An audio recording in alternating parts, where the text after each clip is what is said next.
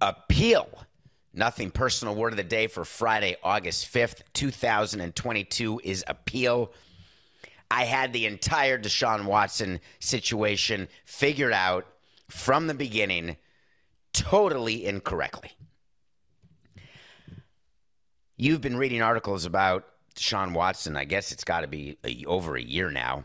He didn't want to play for the Texans. He was on the suspended list, but able to play, got paid all last year with the Texans, didn't take a snap. No grand jury indictments. You remember that. I didn't commit a crime. I'm good. No remorse at all. People are very confused about the statements from the Cleveland Browns and Deshaun Watson. Deshaun Watson has shown no remorse. He did nothing wrong. It's very clear all he has said is, I'm sorry that other people feel upset or hurt or triggered about what happened, but nothing bad happened at all. The NFL tried to figure out what to do with him, and it took forever. And they decided, let's try a third-party arbitrator, neither neutral nor a third party, Judge Robinson. 6-game suspension. I told you this week, maybe I had East Africa on the brain. I said, that's it. It was a negotiated settlement without calling it a negotiated settlement. The Players Association said they weren't going to appeal. I do not believe the NFL is going to appeal, and that's it. It's 6 games, move on. It's a joke. It's obvious what the NFL thinks about how its players treat women. We know all this. What I keep forgetting to take into account, no matter how many times I'm told to read the social media tea leaves, I keep forgetting how much these leagues and the commissioner of football and executives of professional teams, owners, I forgot how influenced they are by you. I forgot how influenced they can be by the tide. Everyone came out and said, 6 games, it's an outrage. The women came out and said, it's ridiculous. All the podcasts, talk shows, how can this be? Roger Goodell said, well, wait a minute. Here's what we can do. We can actually appeal the 6-game suspension, and I, Roger Goodell, can be the judge of the appellate hearing. So the NFL could appeal the arbitrator's ruling of a 6-game suspension. The Players Association has to defend it, saying, hey, this seems right. The NFL has to say, we want more. And then Roger Goodell gets to say, here's the decision, and here's the kicker. Once Roger Goodell decides, that's it. There's no more appeals. But then you read from sports business reporters, don't worry, Deshaun Watson could go into federal court. They can get it out of the arbitration system, get it out of Roger Goodell's hands, go to federal court and say to a federal judge, give me a temporary restraining order, let Deshaun Watson free. Let my people go down. Moses, way down in Egypt's land, let Deshaun Watson free. Give me a break. But the federal court could hear the case. And you know what federal courts do when they are hearing a temporary restraining order means that if you don't let what was supposed to happen, there's going to be irreparable harm. Immediate and substantial irreparable harm. True, if Deshaun Watson can't play week 1 of the season, there will be irreparable damage to the NFL and to the Cleveland Browns. Federal courts don't care about week 1 of the NFL season. Federal courts will say, I'm just curious here, players. There's something called a collective bargaining agreement, and inside your collective bargaining agreement, you signed it. Look, it's right there. You all voted for it. You negotiated. It was in the papers. Lots of negotiation. And you signed a document which says that in the case of this player discipline, you can appeal to an arbitrator whose name is Roger Goodell. The federal courts aren't going to get in the way of that at all. And the Players Association knows that. So Roger Goodell has a small problem. And he sits with his top lieutenants, and he says, I don't think that I can be the judge. I think people will think that it's totally fixed if I'm the judge of the appeal. And if I want him suspended for a year or a substantial suspension, which is what you're reading, or a substantial monetary suspension, I really don't want people to think that I'm the one who's deciding. But Roger, you have the right to decide. It's right in the agreement. You are the commissioner. That's why we pay you the big bucks, other than to take the heat for everything that we do as owners and to make sure that all our teams are worth billions of dollars. The other thing you do is you get to be the judge. It's fine. You should do it. Roger said, no, I have an idea. You know that Family Feud host named Peter Harvey? I think we should get him. He's a former attorney general. It totally makes sense. Let's get him to be the appellate judge. And the NFL executive said, well, wait a minute. Do we know how this is going to end? And Roger Goodell said, of course we do. But we're going to make the fans believe, and we'll make the media believe, that I don't want to be the final decision maker here.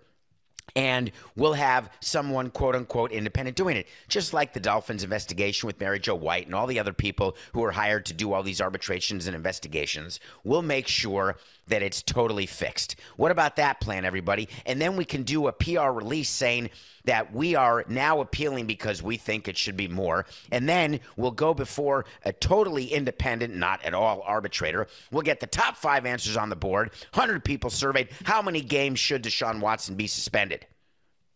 Buzzer. 17. How many games should Deshaun Watson be suspended? Buzzer. 11. All right, do you want to play or pass? Oh, we're going to play, Peter. All right. Hey, Players Association. This is your board. Everything's available. How many games do you think Deshaun Watson should be suspended for the activity against 24 women, the settlements that both the Houston Texans made and Deshaun Watson made?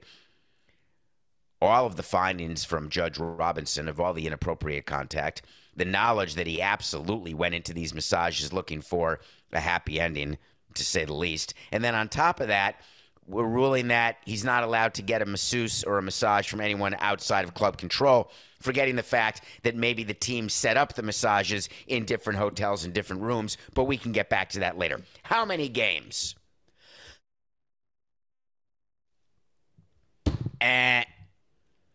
8. Okay. I like it. 8. 74 people. It's the number one answer. Everybody thinks I'm crazy.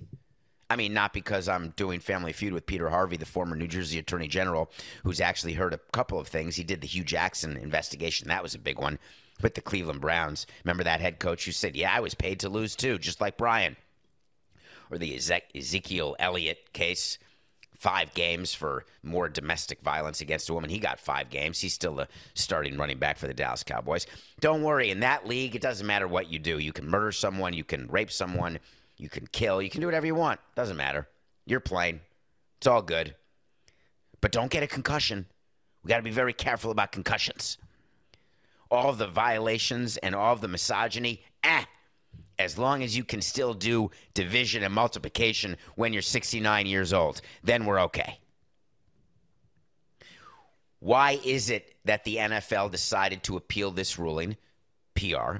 Why is it that they decided to hire Peter Harvey to be an arbitrator and to be the judge instead of Roger Goodell? PR. What are they going to do when the ruling comes? The ruling is going to come after the Players Association submits a brief. Well, I don't know why it's called a brief. Can we do a quick side note here? My first day in law school. This is in 1990. Go to law school, and the first case we did was in a class called Elements with Professor Eva Hanks at Cardozo School of Law. And we were learning about briefs, and you have to write a brief, and basically what you're doing is you're making arguments to the court. And these briefs are hundreds of pages. For the life of me, explain to me why it's called a brief. It should be called what's the opposite of brief, Coca? I'm having a Friday blank session here this morning. Like lengthy? Brief and lengthy, are those the antonyms? But I wanted to say something way more clever that you can edit in after. Maybe you can just do it over my voice when you swipe in like 4669. Treatise. Well, are treatises necessarily loud? long, loud. God damn it, Coca. All right, I'm going to skip that. I'm too annoyed. Here we go. 289, wipe me in. I don't really understand why it's called brief, because briefs are quite lengthy, but the NFL Players Association will submit a brief. Then the NFL will submit a brief. It's going to be a brief that is lengthy, and it is going to explain why what the judge decided was wrong, Judge Robinson, and why he should be suspended for X amount of games and fined Y amount of dollars. But really what's happening is a negotiation with Deshaun Watson's team and the union. And I don't mean the Cleveland Browns. I mean his agents. The NFL has to get a win here. They have to get a PR win, and a PR win comes with any increase over 6 games. The irony is, no matter what the suspension is, it cannot be a season. It will not be a year. That would be the only way to possibly assuage any of the angst that is being felt by women and by other people about how the NFL is run, because a season is a lengthy suspension. But in my opinion, NGTH, not going to happen. So they're going to have to find a way to say, oh no, this hurt. Monetary. Fine him $10 million. $15 million. Deshaun Watson says, well, wait a minute. When is that payable? Because under my contract, I'm only getting like $1 million this year. Can we make that payable next year when my salary goes to about $45 million? Because whatever money you fine me is subtracted by the number of games that I'm now allowed to play that you're not suspending me. Because if you suspend me for a season, I don't get paid. But then if you fine me, I lose money on top of that. It's a math equation. That is all that is going on right now with Watson, with the NFL, and they're hiding it under this umbrella of we care about what you think. You know what Deshaun Watson didn't do? There's really a lot of things. He didn't win a Super Bowl. That's one thing he didn't do. He did not carry weed into a foreign country. Not a popular take here, but I must say before I explain what's happening with Brittney Griner and the sentence that she received yesterday when she was found guilty in a Russian court, I'm sure that that was a fair trial. I'm sure that each side had the ability to present evidence. I'm sure there are tremendous rules of not just evidence but procedure. I'm sure everything was as kosher as a cheeseburger. She was found guilty of having a cartridge or two of hash or cannabis. It's the cartridge that you all use that I was going to say we, but why would I say we when it's definitely me? That the pen, you take the drag, it's got the oil, it doesn't smell, you don't need the peanut butter or the jar, you don't have to hide it, you don't have the skunk stink, and you get high. Brittney Griner goes to play in Russia. Everyone feels sorry because she's only there during wartime because she needs the money, because the WNBA doesn't pay enough, because there's no equal pay in women's sports. Can you imagine the attenuated argument to go from women in the WNBA are not paid enough, they need to work other than during the season for the WNBA, so they go to Russia and they get paid a lot by Mr. and Mrs. Oligarchy. Gark. Where in any of that does it say, hey, I've got a good idea when I'm heading to Russia. Let me put in my toiletry bag right next to the eyebrow liner a little pen. Who's going to see it? Dogs don't sniff that. They're looking for nuclear arms or codes or Coca-Cola. I do not believe what Brittney Griner did was smart, and I believe that she is paying for that. However, she is paying for it in a way that is totally disproportionate to the crime. If you can't do the time, don't do the crime. But the time shouldn't be 9 years.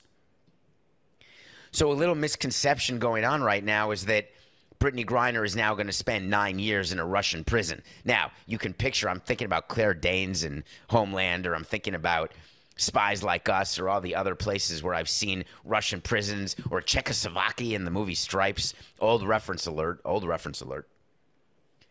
I do not know whether or not she will be in solitary confinement. I don't know whether or not there's a basketball hoop. I don't know how good the food is. If you like goulash, I guess maybe it'll be fine. Maybe some potatoes, maybe some stew. I don't know that you get a cell phone. You probably don't get cell service. But guess what? The amount of time that Brittney Griner spends in prison has not changed because she was found guilty and sentenced to 9 years. This is now a diplomatic issue, And it's been a diplomatic issue since well before the trial started. Joe Biden got himself involved by speaking to Brittney's wife, trying to tell her, hey, I promise everything's going to be okay. There's going to be a negotiation. And I was trying to think about the trades I've made in my career and the evaluation, what we look at when we're looking at trades. We're looking at what the player has left in terms of a contract, what experience the player has, what position the player plays. We're looking at the makeup of the team, the composition of the team, whether or not we need to lower payroll, whether we're allowed to increase payroll. You look at a trade the same way as when I was a kid trading baseball cards, the same way when any of you trade anything with anybody, you are looking at value for value. You'd like to win the trade, but you don't want to win it by so much and ask for so much that the other side will go away. If you want something badly enough, you have to pretend you don't. You have to pretend you're willing to walk away. One of the first rules of negotiating is, and we've gone through this on Nothing Personal, you have to be willing to walk away. Because if you're not, just know you're going to lose. When you are trading people for people, does the equation change? No. It's a value for value trade.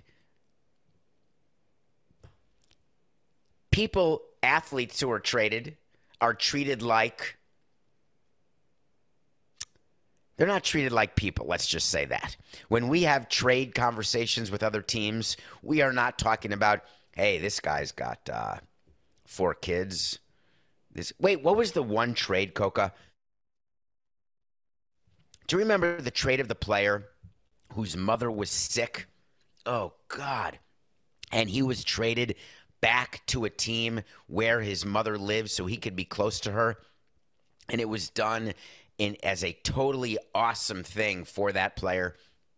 I'm completely blanking right now. But Coca, it's one Google search away.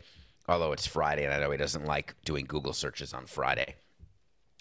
That is one trade in a million. The majority of trades are done when we sit face-to-face with other GMs and other presidents. These players are like chips on a game board, like Monopoly pieces or Stratego pieces. It has nothing to do with the player. And it was Stephen Piscotty. Yes, it was. Yes, Coca. How many years ago was that? I feel like that was just last year. But I don't know when it was. 5 years ago? Hold on, Coca. Stop the show for 1 second. Hold on. Hold. Stephen Piscotty was traded 5 years ago in 2017. I said it yesterday. Carpe diem. Because it's whoosh, whoosh. Time is just flying in a way that is just strange to me. They say as you get older, time goes faster. I guess that's true, just because you have less of it left to go. I wonder if that happens like on a golf course. Does the back 9 go faster than the first 9 because you're finished? It's like when a horse sees the barn and he goes faster. I always go faster near the finish line of a race because you're like, hey, it's almost finished. Might as well go faster. Maybe time is the same way. It knows to go faster for people who are almost finished. Anyway, so total reckless indifference and disregard toward the life of the people we're trading in sports. When you are trading prisoners, it's the same thing. The White House would have you believe that they're very concerned about Brittney Griner. They'd like you to believe that they're very upset at the unlawful detainment, the sham conviction, and the fact that she's in prison for 9 years for a little bit of cannabis. The Russians are saying, hey, you want her back? No problem. We'll take Nicolas Cage from Lord of War. We'll take the arms dealer. We'll take the absolute crazy prisoner that you have. We want him back. We want him back on the street in Russia because this guy can get stuff done. The White House says, well, wait a minute, that doesn't seem like a fair trade. You're going to have to kick in like a future draft pick or maybe some extra money in the deal because just Brittney for the arms dealer, that's not, no way. you know what? We're going to need another. You know that other guy that you've had for 5 years? We want him back too. Russia says, no, well, that's not fair.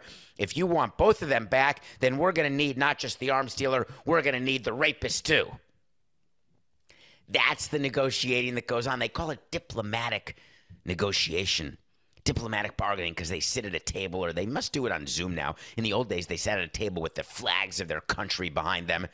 We represent the United States of America. Give me these prisoners. We're going to do the big trade like Bridge of Spies. We're going to get on a bridge and we're going to let one go. We're going to get one back, like the movie Savages with Selma Hayek and Blake Lively. It's the biggest bunch of horse hockey ever. Joe Biden's not going to do anything to get Brittney Griner back unless it's a trade that makes sense to them. Have you ever heard of a casualty of war? None of this should make you happy. None of this should make you anything other than incredibly concerned about her future. When you're traveling abroad, do yourself a favor. Don't bring weed. Buy pencil shavings and oregano when you get there. Here's the wait to see. Wait to see is when we tell you something's going to happen, and then we revisit it. And if it happens, we'll revisit it. If it doesn't happen, we'll revisit it. And the thing about wait to see is that on Nothing Personal, we always revisit it no matter what, because sometimes I'm right, sometimes I'm wrong. I got a double wait to see for you, Coca. Number one, Brittney Griner will not be in prison in Russia for 9 years. Take the under. Yes, Coca and I are still going to be here 9 years from now, somewhere, and we will somehow get back to this wait to see. But Brittney Griner will not serve 9 years. Number two, Deshaun Watson. Take the under when all these people bet what his suspension will be. Go under 9.1 games. You're going to be happy. All right, when we come back, we're going to review a documentary about Nolan Ryan, and then we're going to bring you inside the meeting between LeBron James and Rob Pelinka negotiating an extension for LeBron, because that was one hell of a meeting. We'll be right back. Welcome back to Nothing Personal. It's Friday.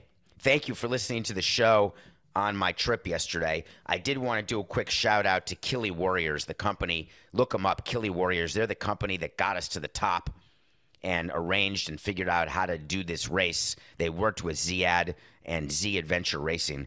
And I want to give a special, it's so strange when you call out someone's name who you know doesn't watch Nothing Personal or listen to Nothing Personal because he's climbing up and down Mount Kilimanjaro all the time, doesn't have access to internet ever. But Frank, if you're out there, what you did to get me to the top as the guide, the way you helped carry my backpack when I couldn't move another inch, I appreciate you more than you know. Thank you, Frank. So yesterday was the anniversary, if you're on Twitter or anywhere, yesterday was the anniversary of one of the most famous fights in baseball history. There was a player named Robin Ventura who got hit by Nolan Ryan. Robin Ventura charged the mound. Nolan Ryan grabbed him around the neck, gave him a bunch of punches, beat the crap out of him. And Nolan Ryan was, I believe, 68 years old when he was pitching at this time. And it was one of the most memorable fights. To me, it's not number one. To me, Pedro Martinez and Don Zimmer has to be number one with what happened. Gabby Sanchez has to be up there in the top five. But this is a memorable fight. And the strange thing is, I didn't know when the anniversary was. I didn't know when during the season this happened. And I was flying 3 days ago or whatever I was flying. And I had downloaded a movie to watch on Apple. It was a documentary called Facing Nolan. The first time I ever met Nolan Ryan was in 1989 when I went to an Oklahoma City, the 89ers in Oklahoma City. I was in college at the time, I believe, and I went to see an exhibition game between the Texas Rangers and another team, and Nolan Ryan was on the Texas Rangers, and I got his autograph, and I got to meet him. I had no idea that I would end up working in baseball at the time. I had no idea that I would sit in owners' meetings with him. I had no idea that I would spend so much time talking to him over the years about his career, about his life, about the things he's done. just being around someone like Nolan Ryan is fascinating to me. And they made an entire documentary because there's a full group of people from Coca's age on down who just really have no understanding of who Nolan Ryan was. The fact that he won the World Series with the Mets, so maybe Scott and Matt do know who he is as a young pitcher, that he went to Houston, what it was like in Houston, the fights that he had with the owner in Houston, then playing for Texas, and how well he did in Texas. Nolan Ryan has the record for the most no-hitters in history. 7 no-hitters. Nolan Ryan is still alive. He's a grandfather. They interview his grandchildren, his children. His son was the president of, Reed Ryan was the president of the Houston Astros for a long period of time. Got to spend significant time with him. And the thing about Reed Ryan being the son of Nolan Ryan, very, very humble, did not ever flex about who his dad was, did not use his dad as a reason why he was where he was, worked very, very hard at the job he had. I believe Reed Ryan got caught up in the garbage can scandal, not having done it, but I believe he stepped back from the operations of the team. But the moral of the story is when you watch Facing Nolan, you're going to learn something about a man. You're going to learn something about a sport. You're going to learn something about dedication, about power, about family, about marriage. Check it out, Facing Nolan. All right, Coca. You know what I want? I want to talk to Samson. So you want to talk to Samson. Get into my Twitter, David P. Samson. Ask me a question, and here we go. Hi, David. Hello. I like when people start with hi, David, or hey, David, or what's shaking, David. Did you see LeBron discussing his extension with the Lakers? How did that conversation go? Boy, am I glad you asked. Because when there is a meeting that happens between a player and a general manager, just a little background of how this works. If your name is not LeBron James, the meeting is between the player agent and the general manager. And it generally is a phone call, not a meeting. LeBron James has his own set of rules, not just on the court, but off the court. Basketball has a financial system where there is a salary cap, a salary floor. There is a maximum amount of money you can pay each player depending on their circumstance, their career service, how long they've been on a team. There's all sorts of different variables, but it is known prior to a negotiation what the maximum amount of money that player can receive. Totally different in baseball when we negotiate with a player agent, where there's anywhere from the league minimum of $700,000 to infinity. And when you've got that sort of band when you're negotiating, it is super hard to negotiate. So then you have to go to comps. Comparables are, you can say, like house comps, right? There's infinity between what your house can be sold for, but you have to look to see what it's worth. You get an appraisal. Then you have to look to see what other houses in your area, like houses in your area, are sold for. And then you come to a band of a number, two numbers on the low side, on the high side. You look at the economy, you look at the city in which you are, location, any road improvements or city improvements, neighborhood improvements, blah, blah, blah. You get to a number, and it's sort of in a band, but it's still not a set number. LeBron James is eligible to get a $97 million two-year extension. Not 98, 97. The thing about LeBron James is that he's not going to sign an extension for anything other than the maximum amount of money he can get. He knows it, and the Lakers know it. So what exactly goes on when there's a discussion between the agent and the team? Nothing. That's why LeBron himself is going in to talk to the GM, Rob Pelinka, who, by the way, has no say in what's going on. It's Jeannie Buss and it's LeBron James who are running the team, even though we've heard LeBron has taken a step back from the operations of the team because they've been so unsuccessful, because FOL, Friends of LeBron, don't seem to do a lot of W winning. So LeBron walks into the meeting. I doubt he's wearing a suit and tie. And he says, hey, Rob, here's a couple things I'd like you to think about. Number one, Bronny. You know, my son's going to be ready to play in a couple years, and I just want to make sure that you're drafting him and that we're going to be able to play together, because the reason I'm hanging on is not that I need another ring, which would be good, not that I need another $97 million, because I've got a bunch of other stuff going on and I'm good, although who couldn't use another $97 million? That seems like an okay plan. But I just want to make sure that we're set with Bronny.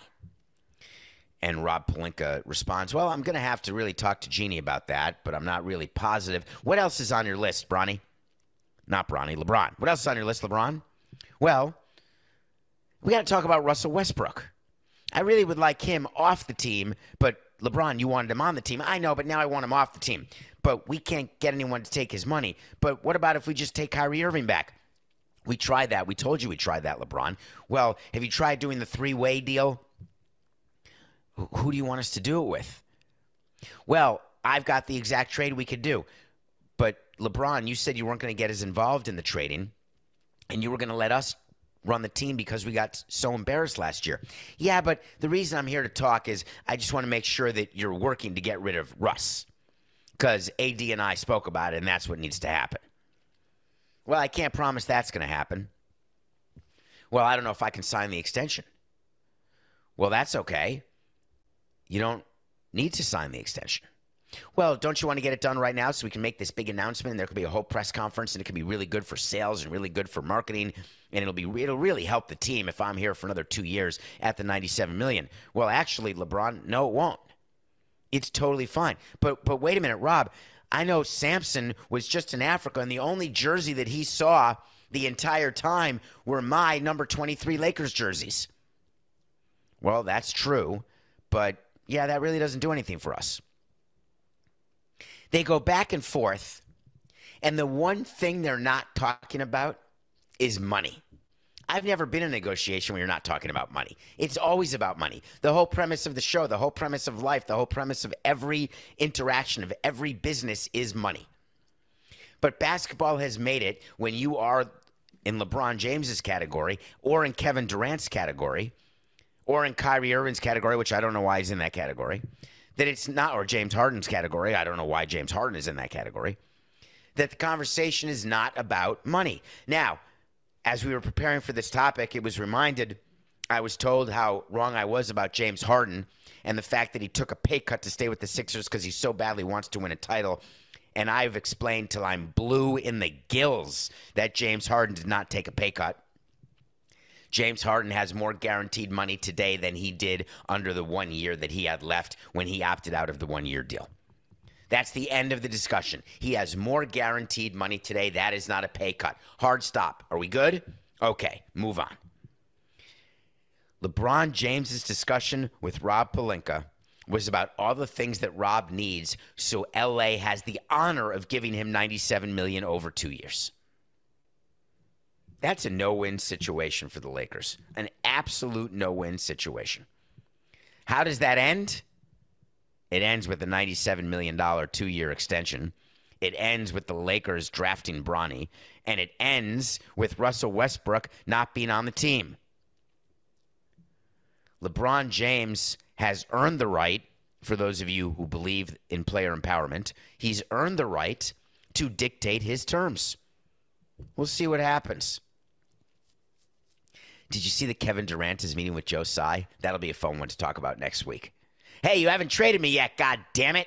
Well, because no one's offering equal value for you, Kevin. Yeah, but I said I don't want to be here. All right, Joe, get me traded. Kevin, we're not trading you. Come on, Joe. Kevin, Joe. That'll be a fun meeting. All right. Nothing personal pick of the day. Do we have a pick yesterday? Why is it not on the rundown? I think we're 78 and 65. We lost a pick because we had 2 days ago, we had the somebody beating the somebody and it didn't work. Oh, we had Ohtani winning. We had the Angels winning 2 days ago. The Angels lost. We're 78 and 65. Yesterday, we didn't do a pick of the day because I didn't get to it because I did a totally different show. But Coca can vouch for me that the pick of the day originally was the Cardinals over the Cubs with their new pitcher, Quintana, who did win, but I can't take the credit for it. I got to talk about the Angels a little bit. Did you see the game yesterday? When things happen in baseball, I go back and I think about all of the different games that I was a part of, the thousands of games, and I try to remember them. And sometimes I go to the internet and look up box scores, and I'm reminded of different pinch hitting situations that happened or different pitching changes that happened that we didn't want to happen, that did happen when the manager did it, or that we didn't want to happen, or we did want to happen, or what happened with a walk-off. And all these memories come flooding back. For the life of me, I could not remember a game where the Marlins or the Expos in any of my years hit 7 home runs in a game. I could not remember it. And the only reason it was even in my head is that the Anaheim Angels of Los Angeles hit 7 home runs in their game yesterday. And they lost. Shohei Ohtani hit 2 home runs the day after he pitched. 5 other players hit home runs, and they still lost 8-7. That's a record. They had 7 solo home runs, lost 8-7. If you're Anaheim, are you not just despondent? They're basically the worst team in baseball since they fired Joe Madden, which makes Joe Madden happy. Believe me, he's looking back at what's going on with the team. Phil Nevin has not been able to get anything done. We've spent minutes talking about the problem in Anaheim with Artie Moreno and the makeup of that team. It is an absolute disaster. The other thing that happened in baseball before we get to our picks for today is that the Milwaukee Brewers just got swept by the Pittsburgh Pirates. The Milwaukee Brewers haven't won a game since they traded Josh Hader. Christian Yelich gave an interview where he certainly said that it's had an impact on the club. I told you that David Stearns is one of the smartest people in the front office as the head of baseball operations for the Brewers. I told you he had to have a team meeting. I'm concerned that the team meeting he had after the deadline was not effective. When you have a first-place team that's holding on to first place, I'm checking right now. You are looking live on YouTube, Nothing Personal with David Samson, as I check my device without glasses to make sure the Milwaukee Brewers are still in first place. Nope. Wow. The Brewers have lost 4 in a row. The Cardinals have won 4 in a row. They're now tied for first place. If you're the owner of the Brewers, you're slightly panicked at the moment. You put all your trust in David to make the right move. You want to keep your window of winning open as long as possible. You may have underestimated the power of the clubhouse. You may have underestimated how angry the players are. Or they may have just been swept by the Pittsburgh Pirates as part of an ordinary season. Folks, I'd like to draw your attention to how baseball works. Teams go on losing streaks even when they win 120 games, or 17 or 16 or 15. Teams go on winning streaks when they lose 100 games during the course of a season. It is entirely normal, common, and expected. Front office executives do not panic when their team has lost 4 in a row. They do not enter into a state of euphoria and call in Zendaya and say, hey, we've won 4 in a row. It's much more calm. It's much more level. But wait a minute, this losing streak comes on the heels of the trade. This winning streak comes on the heels of the team meeting. Team meetings must be effective. The causation that the media does and that you do as fans, when you read about something that happened and then there's a result and you believe that what happened is the result of the event, that's not how we think about it. The Milwaukee Brewers are not panicked. They are not regretful. The only thing that I would do as president of the Brewers is I would be having a one-on-one with Yelich, the leader of the team, and I would make sure that his headspace is where I need it to be because I need him to carry the message. I would have Craig Counsell, the manager, meet with Yelich. I, as president, would sit with Yelich. I want to make sure that I can get him to understand that throwing away a season, which I don't believe is happening, but throwing away a season because you don't like a trade, which you're going to be the beneficiary of because you have a long-term contract over $200 million that you are a Brewer for the long term, you're going to want the benefit of this trade. I'm going to try to get buy-in that potentially I don't have from the player once I see the interview that he gave. We'll see what happens with the Brewers, but don't panic. All right, we got 2 picks today. Double pick. 2 very fascinating series are going on. Dodgers, Padres, Braves, Mets. The Mets have taken a 4.5 game lead over the Atlanta Braves. The Mets won last night. It is critical for the Braves to not just not get swept, but to actually make up ground. You want to, when you are playing the team in front of you after a trade deadline, when you are the Padres and you've just gotten Juan Soto and you just lost to the Rockies last night, you have got to find a way to beat the team in front of you. That is your job. We don't put a lot of extra weight on specific games during the regular season. We don't sit with the players and say, hey, you got to get this one. When you've won 2 of the first 3 games of a series, you want to get the sweep. When you've split the first 2 games, you want to get the series win. There's obviously a reason every day that you can say, hey, we want to get this one. When you are in a competitive business, you want to go 162-0. The reality is that is what we project to outwardly to the players and to the fans. Hey, we're totally calm. Hey, we don't have to have it. The Padres have to get the Dodgers this weekend. It is critical. It's not going to happen tonight. Dodgers over the Padres. Braves over the Mets in a double pick of the day. I want to close the week talking about the most famous player we ever traded. The 20-year-old, 21-year-old who helped us win a World Series. The one active player from the 2003 World Series team. His name is Miguel Cabrera. About a year ago, I told you that Miguel Cabrera would not finish his contract with the Detroit Tigers. About 6 years ago, I met with Miguel in San Diego, talked about the possibility of him coming back, coming home, what it would be like to end his career. Total tampering in the airport in San Diego and at the All-Star game. Miguel Cabrera made his first public statement yesterday about the end of his career. And I want to explain what it means when a player does that. It means they've made their decision. Miguel Cabrera will not be on the Tigers next year. I told you he would not be able to finish his contract. Miguel Cabrera is not the Miguel Cabrera of old. No one is. Miguel Cabrera has lost the ability to hit for power. Miguel Cabrera has done nothing but guarantee that he's a first ballot Hall of Famer without question.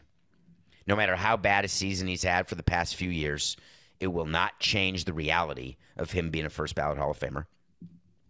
The thought of him going in with Albert Pujols and Javi Molina is so interesting to me because they're done after this year as well.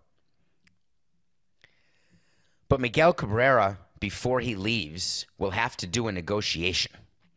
The negotiation will be because he's got $40 million left coming from the contract he signed, that crazy contract that I was so critical of. As much as I love Miguel and I want him to get as much money as he can, there was no reason for Dave Dombrowski to sign him to the deal he signed him to when he got that huge extension. There was no way, if you know Miguel Cabrera, that he was going to be productive in his late 30s. It is rare for anyone to be productive in their late 30s. There was no chance for Miguel to be productive, and none of that takes away from his greatness. That is just the reality. Not everybody is Justin Verlander. But Miguel Cabrera is not walking away from $40 million. The Detroit Tigers have to find a way to move on from Miguel Cabrera and make it not their decision. That is part of dealing with an aging superstar. Miguel Cabrera owes a lot to the Detroit Tigers. He's thankful to the Detroit Tigers. Miguel Cabrera is the type of great person who's going to work with the Detroit Tigers to make sure that you, the fans, don't believe the Tigers wanted him gone. Don't believe this was about roster management. Don't believe that they mistreated the greatest player in Tigers history. Apologies to maybe a few players, but I think Miguel is probably likely the greatest Tiger to ever play for the Tigers. And I don't think that's recency bias. And in order for that ending to happen, it starts with the player making a declarative statement exactly the way he did yesterday. The statement is, I don't feel well. I don't know what my future is. I am not sure that I am physically fit and able to help this team. I believe that young players should be getting at-bats instead of me. This does not come out of Miguel Cabrera's mouth without discussion with the Tigers. This gives the Tigers cover for Miguel Cabrera to be gone. This gives Miguel Cabrera the ability to not play next year and to still get his money. There will be a buyout. There will be a very small discount, if any, that Miguel Cabrera will leave on the table. But this is it. No farewell tour. No gifts. He has 2 months now where if you have a chance to go see Miguel Cabrera and give him a standing ovation, I implore you to do it. Take advantage of being able to see a once-in-a-lifetime player, which we overuse more than maybe any other statement in sports, and just say thank you. Have a great weekend. It's just business. This is nothing personal.